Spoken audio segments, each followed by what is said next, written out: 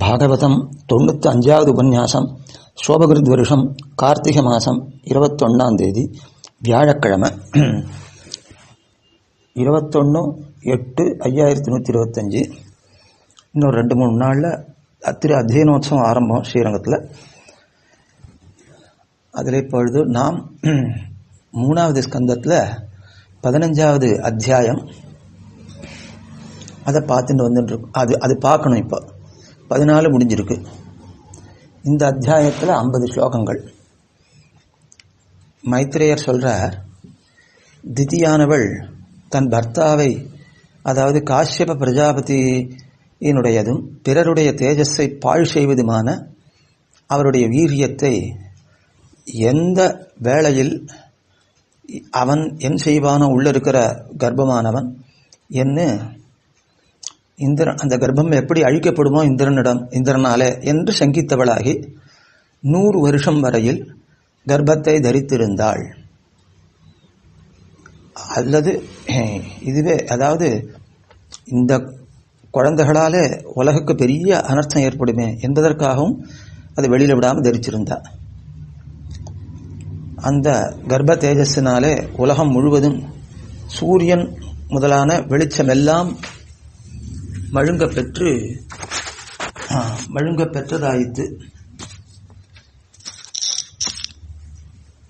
லோகபாலர்கள் எல்லாரும் தமது பிரபாவமெல்லாம் பாழடைய பெற்று திசைகளெல்லாம் இருள் மூடப் பெற்றிருக்கையால் இது கிழக்கு இது மேற்கு என்கிற விவேகமற்றவர்களாகி பிரம்மாவிடம் சென்று இந்த துரவஸ்தையை தெரிவித்தார்கள்.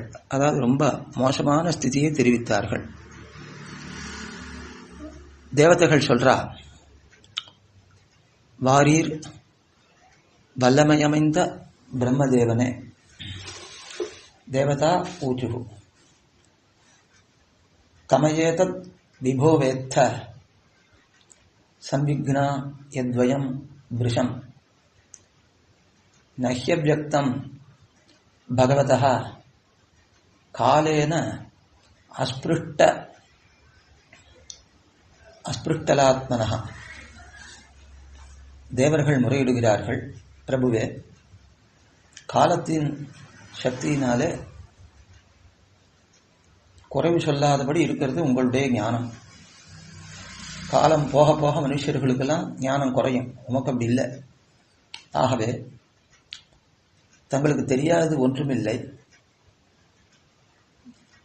அப்படி இருக்க இந்த இருளை கண்டு நாங்கள் பயந்து உங்கள்கிட்ட தெரிவிக்கிறோம். தேவதேவ ஜெகத்தாதர் லோகநாத சிகாமணே பரேஷாம் அபரேஷாம் துவம் பூதானாமசி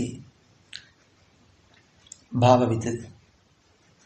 தேவதேவனே, நாங்கள் இந்த பிரபஞ்சத்தை படைத்தவர்,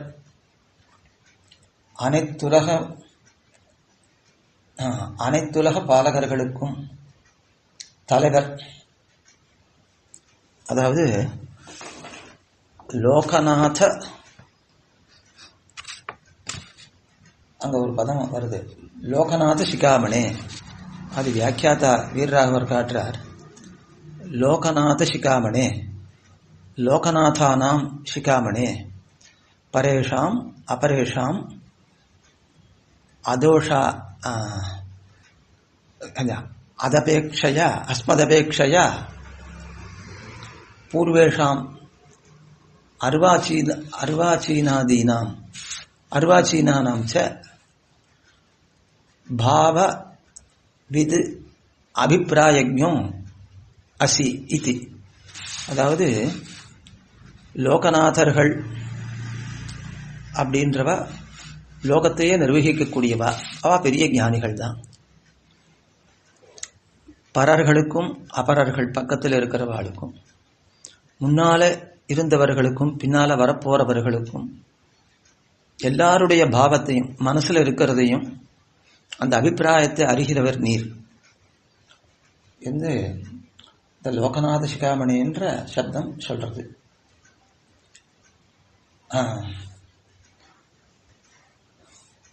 அதனால ஆகவே நீங்கள் திதியின் கர்ப்பம் எந்த காரணத்தால் வளர்கிறது என்பதை தாங்கள் அறிவீர்கள். அதை நீங்கள் அதற்கு என்ன செய்யணுமோ பண்ணணும். அதுதான் அவளுடைய அபிப்பிராயம். நமோ விஞ்ஞான வீரியாய மாயையா ஏதத் உபேஷே கிரஹீத குணபேதாய நமஸ்தே வியக்தயோனயே.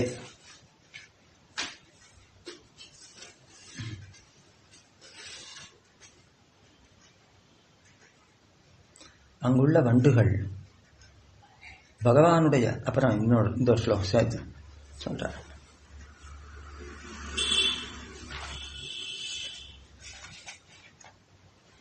ஒவ்வொரு பக்கம் அதிகம் எடுத்து சரி. நாங்கள் தாங்கள் ஞானத்தை மட்டும் திரளாக கொண்டவர்.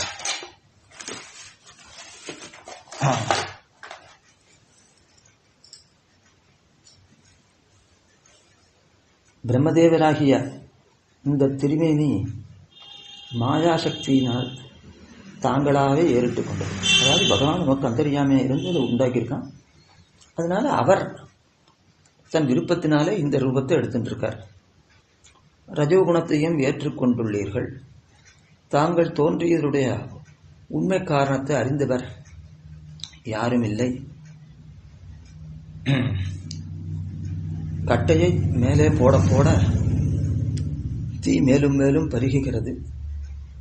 அதுபோன்று திதியுடைய உதரத்தில் இருக்கிற கஷ்யபருடைய வீரியம் மேலே மேலே வளர்ந்து எண் திசைகளையும் இருள்மயமாக்குகிறது. என்ன செய்யறது அப்படின்னு கேட்கிறார்.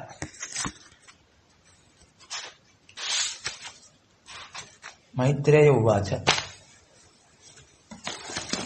மைத்ரேயர் சொல்றார்.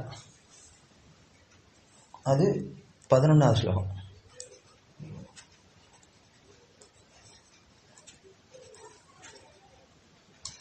நீண்டு அழகிய பாகுதண்டங்களை உடைய விதுரனே, வேத சப்தங்களாலே அறியத் தகுந்தவனும் ஞானாதி குணங்கள் நிறைந்தவனும் ஸ்வயம்புவும் ஞானாதி குணங்கள் நிறைந்தவனுமான ஸ்வயம்புவும் தானே தோன்றினவனும் ஆகிய அந்த பிரம்மதேவன் சிரித்து இனிய வார்த்தையால் சந்தோஷப்படுத்திக் கொண்டு தேவதைகளை குறித்து இப்படி சொன்னான். மைத்ரேய உவாச்ச. ச பிரஹஸ்ய மகாபாஹோ பகவான் சப்தகோச்சரः பிரத்யாச்சஷ்ட ஆத்மபூர் தேவான் பிரீணன்னு ருச்சிரையா கிரா. பிரம்மோவாச்ச. பிரம்மா சொல்றார். மானசா மே சுதா யுஷ்மத் பூர்வஜாக சனகாதயः மேருர் விகாயசா லோகான் லோகேஷு விகதஸ்பிருகாः. இது 12வது ஸ்லோகம். பிரம்மதேவன் சொல்றான், வாரீர் மனசிலிருந்து உண்டான தேவர்களே, உங்களுக்கு முன்னாலே உண்டானவர்கள் என் புதல்வர்களாகிற சனகாதிகள், சனகர், சனந்தனர், சனாதனர், சனத்குமாரர். அவர்கள் உலகங்களில் உள்ள சப்தாதி விஷயங்களில் விருப்பமற்றவர்களாகி உலகம் முழுவதும் ஆகாச மார்க்கத்தினால் சஞ்சரித்துக் கொண்டே இருந்தார்கள். அந்த சனகாதிகள் ஒரு காலத்தில் சுத்த சத்துவமயமான திவ்யமங்கல விக்கிரகமுடையவனும் எவ்விதத்திலும் எக்காலத்திலும் எவ்விடத்திலும் தடைப்படாத ஐஸ்வர்யமுடையவனுமாகிய பகவானுடைய வாசஸ்தானமும் சமஸ்த லோகங்களாலும் நமஸ்கரிக்கப்பட்டதுமாகிய விஷ்ணுலோகத்துக்கு போனார்கள். அந்த விஷ்ணுலோகத்துக்கு வைகுண்டம் என்றும் பேர் உண்டு. அதாவது காரண வைகுண்டம்ன்றது சப்த ஆவரணங்களை கடந்து இருக்கு. அது யாருமே போக முடியாது. இது இந்த பிரகிருதி மண்டலத்துக்கு உட்பட்ட விஷ்ணுலோகம். அதுக்கும் வைகுண்டம்னு பேர் இருக்கு. அங்கேயும் பெருமாளுக்கு 4 வாசல்கள், 2 திக்பாலர்கள் ஒவ்வொரு திக்லையும்.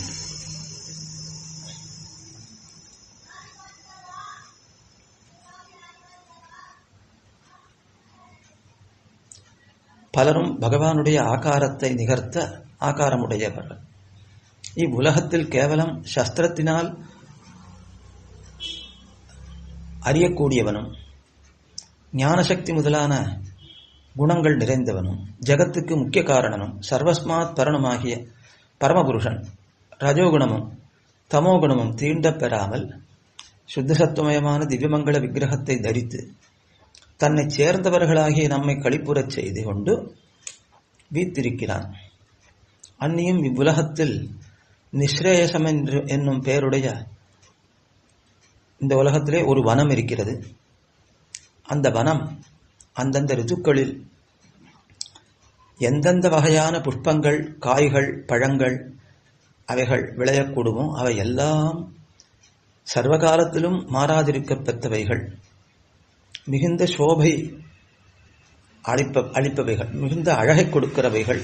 அந்த தோட்டங்கள்லாம் விரும்பின விருப்பங்களை பெய்கிறவைகள், கொடுக்கிறவைகள்.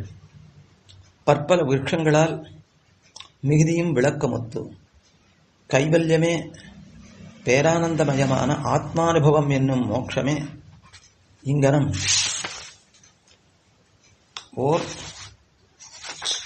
வடிவங்கொண்டதோ என்னும்படி அழகாயிருக்கும். தத்தமது மங்கையரோட விமானங்களில் ஏறிக்கொண்டு திரிந்து விளையாடும் தன்மையுள்ள புருஷர்கள் இந்த நிஸ்ரேயச வனத்துக்கு வந்து இங்கு நடுஜலத்தில் தேன் பெருகப்பெற்ற குறுக்கத்தி புஷ்பங்களின் வாசனையால் மதிமயங்க பெற வேண்டியவராயினும் அந்த நன்மணத்தை கொண்டு வீசுகிற காத்தை பொருள் செய்யாமல் உலகங்களின் பாபங்களையெல்லாம் போக்கும் திறமை அமைந்தவைகளான ஜெகத்ரட்சகனான பகவான் அவனுடைய புண்ணிய சரித்திரங்களை பாடுகிறார்கள் அந்த வனத்திலே. அந்த வனமே மிகவும் அழகாயிருக்கும். அதில் பூங்கொடிகளின் வாசனை எப்படிப்பட்ட விவேகிகளையும் மயங்கச் செய்யும். அங்கு திரியும் புருஷர்களும் மங்கையர்களோடு கூடி உலாவுகிறார்கள். காத்தும் குளிர்ந்து நல்ல மனத்தோடே வீசுகிறது. இங்கனம் போக்கிய வஸ்துக்களும் போகத்துக்கு வேண்டிய கருவிகளும் போகஸ்தானமும் சமிருத்தமாயிருக்கும். அந்த லோகத்திலுள்ளவர் அவற்றை எல்லாம் பொருள் செய்யாமல் பகவானுடைய குணங்களை அனுபவிக்கிறதுல மட்டும் அபிலாஷ உடையவர்களா இருக்கா. இதுவும் ஓர் ஆச்சரியம் அன்று. அந்த வனத்தில் இருக்கிற திரிய ஜந்துக்கள் இருக்கே, அதேமாரி ஸ்தாவரங்கள் இருக்கே. திரியக்குன்னா அசையக்கூடியவைகள், ஸ்தாவரம் நிலைபெற்று இருக்கிறவைகள். அவைகளும் பகவானிடத்திலே மிகவும் ஆசக்தி உடையவையாய் அன்புடையவையாயின் அர்த்தம் இருக்கின்றன.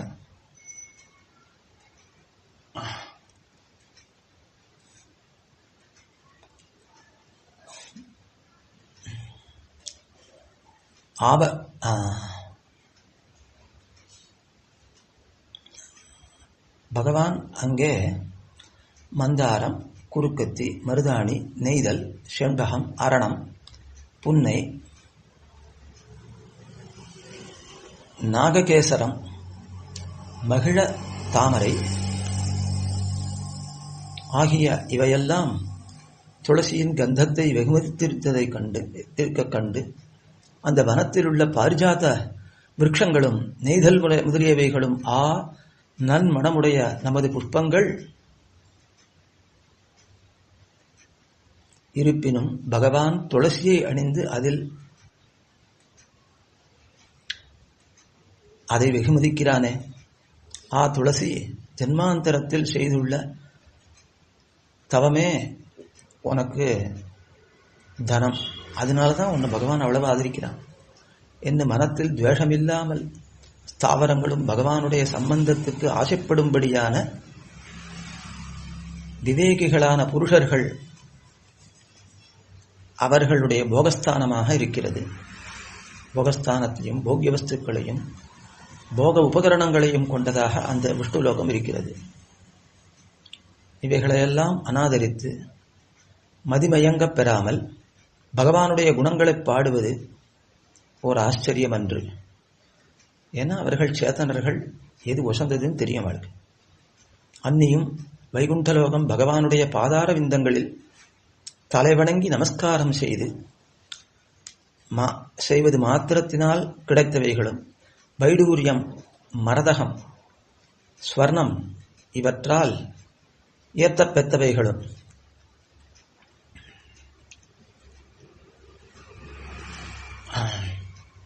பக்தர்களின் விமானங்களால் முழுவதும் நிறைந்திருக்கும். இப்படிப்பட்ட ஆபரணங்கள் நிறைந்த விமானங்கள்ல அங்க இருப்பா. இந்த விமானங்களில் வைத்திருக்கும் புருஷர்களுக்கு புன்னகையால் விளங்கும் முகத்துடன் திகழ்கின்ற மங்கையர் மணிகள் அவர்களை ஆசிரியத்திருக்கிறார்கள் பகவத் பக்தியினால. பாகவதர்கள் நமக்கு உத்தேசர்கள் என்று அப்படி இருக்காவா. தமது பரிகாசம் முதலிய விலாசங்களால் அவர்களை இவர்கள் ஒன்றும் பண்ண முடியல, அவளை விகாரம் உடையவர்களை ஆக்க முடியல. அதனால இவர்கள் அனுசரித்து தாங்களும் பகவத் குணங்களை பாட ஆரம்பிச்சுட்டார். ஏன்னா அந்த புருஷர்கள் பகவானிடத்திலே ஆழ்ந்த மரமுடையவர்களா இருக்கிறார்.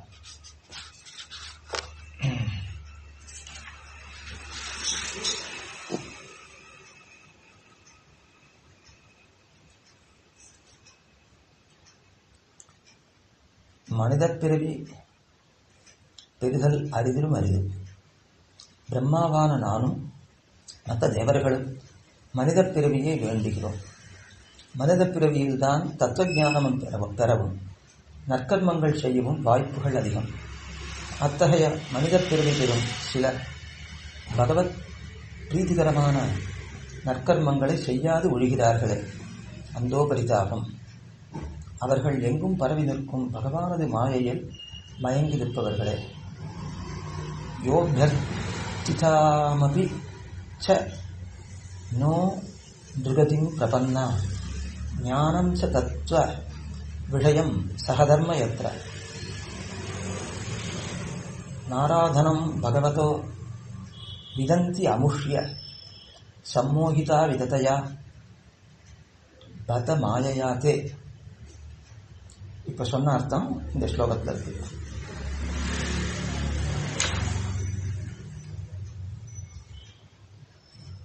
அப்படி மானிட பிறவி பெற்ற பெரியவர்கள் தேவதேவனான நாராயணனை பக்தியோடு சேவிக்கிறார்கள். யமனையும் வெகு தூரத்தில் நிற்கும்படி செய்கின்றனர். யச்ச விரஜந்தி அனிமிஷாம் ரிஷபானுவிருத்தியா தூரே யமா ஹுபரி நஹ ஸ்பிருஹணீயசீலாः பந்துர்மிதः சுயசः கதானுராக வைக்லவ்ய பாஷ்பகலையா புலகீகிருதாக. இப்படி மானிடப் பிறவி பெற்ற பெரியோர்கள் தேவதேவனான நாராயணன் அவனை பக்தியோடு சேவிக்கிறார்கள். அதனால தூரே யமா, தூரத்தில் தள்ளிவிட்டா யமன் இவர்கிட்ட வரமாட்டான். அப்படி செய்கின்றனர்.